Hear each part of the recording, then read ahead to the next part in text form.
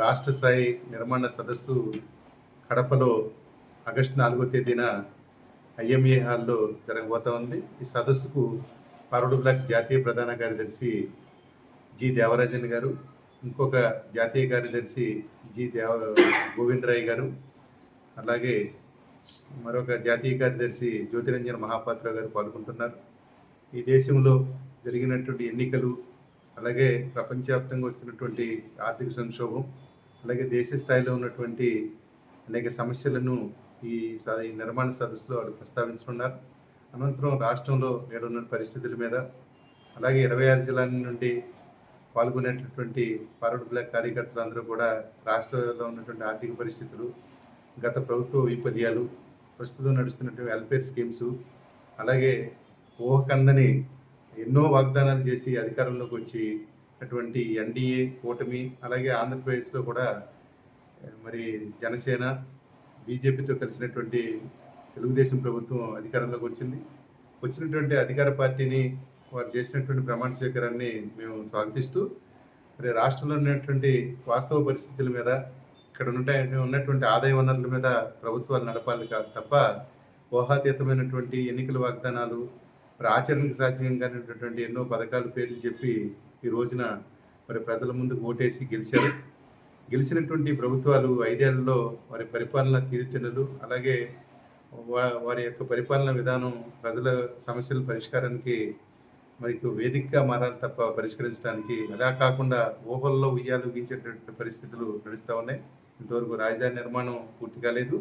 తర్వాత ఇప్పుడు రాబోయే ప్రభుత్వం చేస్తామని చెప్తా ఉన్నారు. తర్వాత 26 ఇప్పుడు 13 జిల్లాలే ఎక్కువ సమస్య అయితే 13 జిల్లాలకి మరి గత ప్రభుత్వం 26 జిల్లాలు ప్రకటించింది. ఇప్పుడు ఏదో 32 జిల్లాలు ఈ కొత్త ప్రభుత్వం ప్రకటించబోతా ఉన్నది. అలాగే రకరకాల స్కీమ్స్, ఆచరణ కానిటువంటి స్కీమ్స్ ప్రజల ముందు ఉంచారు. ఇంతవరకు రైతు బంధు పథకానికి సంబంధించినటువంటి క్లారిటీ రాలేదు. అలాగే ల్యాండ్ టైటిలింగ్ యాక్ట్ గురించి కూడా ఆనాడు 2019 సంవత్సరంలో తెలుగుదేశం పార్టీ అక్కడ హర్షించింది. ఇలాంటి పథకం ఇంకెక్కడ మరి ఈ దేశంలో సాధ్యం అవుతుందా? ఇలాంటి పథకం వస్తే మనం అధునాతనమైన ప్రపంచ స్థాయిలో మనం ఎదగలుగుతామని చెప్పి ఆనాడు పయ్యావుల కేశవులు గారు దాంట్లో మాట్లాడాడు.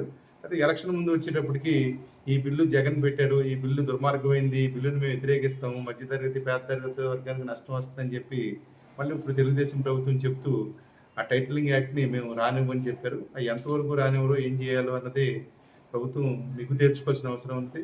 అలాగే ప్రభుత్వ భూముల్ని తర్వాత బడా పెట్టుబడిదారులకి, బడా పారిశ్రామికవేత్తలకి నిర్దాక్షిణ్యంగా కట్టిపెట్టే పరిస్థితులు ఉన్నాయి.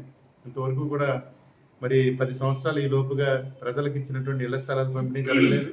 అలాగే ప్రజల సమస్యలు ఎప్పుడు ఉండే సమస్యలు అలాగే కంటిన్యూ అవుతూ ఉన్నాయి. ఆ సమస్యల పరిష్కారం కావలేదు. మరి ప్రత్యేక హోదా విషయం మీద మరి అటు కేంద్ర ప్రభుత్వం కానీ రాష్ట్ర ప్రభుత్వం కానీ ప్రకటించింది లేదు. వాళ్ళ కడప ఉక్కు ఫ్యాక్టరీ గురించి కూడా సరైన శంకుస్థాపనలకు పరిమితం అవుతున్నాయి తప్ప చేయలేకపోతున్నారు. అలాగే విశాఖ ఉక్కు ఫ్యాక్టరీ గురించి కూడా అది ప్రైవేటైజేషన్ చేస్తామని చెప్పి కేంద్ర ప్రభుత్వం చెప్తా ఉంటే రాష్ట్ర ప్రభుత్వం మేము నిలబెడతామని చెప్పి చంద్రబాబు నాయుడు గారు వెళ్ళి చెప్తున్నారు. వారి భార్య కూడా వెళ్ళి మరి అన్అఫీషియల్గా చెప్పేటువంటి పరిస్థితులు ఉన్నాయి. ఇవి కరెక్ట్ కాదు. అలాగే ఫార్వర్డ్ బ్లాక్ పార్టీగా మేము ప్రధానంగా డిమాండ్ చేసేది ఏంటంటే రైతు బంధు పథకాన్ని అమలు జరపండి. రైతుకి ఏంటంటే పంటలకి సంబంధించినటువంటి మార్కెట్ ధరని లేదా మార్కెటింగ్ని కలగజేయాలి తప్ప అన్నెసరీగా ఏవో పథకాలు పెట్టి చేస్తూ ఉన్నారు. ఉపాధి హామీ పథకం, అలాగే రైతు బంధు పథకాన్ని కూడా సన్నకారు చిన్నకారు రైతులకు వర్తింపు చేయడం ద్వారానే రైతు శ్రేయస్సు కొంతవరకైనా ఉపయోగపడుతుంది. వ్యవసాయం నుంచి 60% ప్రజలు వదిలిపెట్టి వేరే రంగాలకి వెళ్ళిపోయేటటువంటి పరిస్థితులు ఉన్నాయి. కాబట్టి ఈ దేశంలో వ్యవసాయం బాగుపడాలి.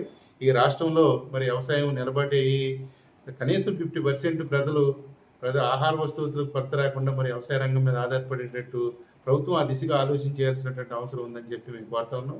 అలాగే ఆగస్టు 4న జరిగే ఈ సదస్సులో క్షుణ్ణంగా రాష్ట్రంలో ఉన్నటువంటి సమస్యలన్నిటి కూడా చర్చించి ఒక కార్యాచరణ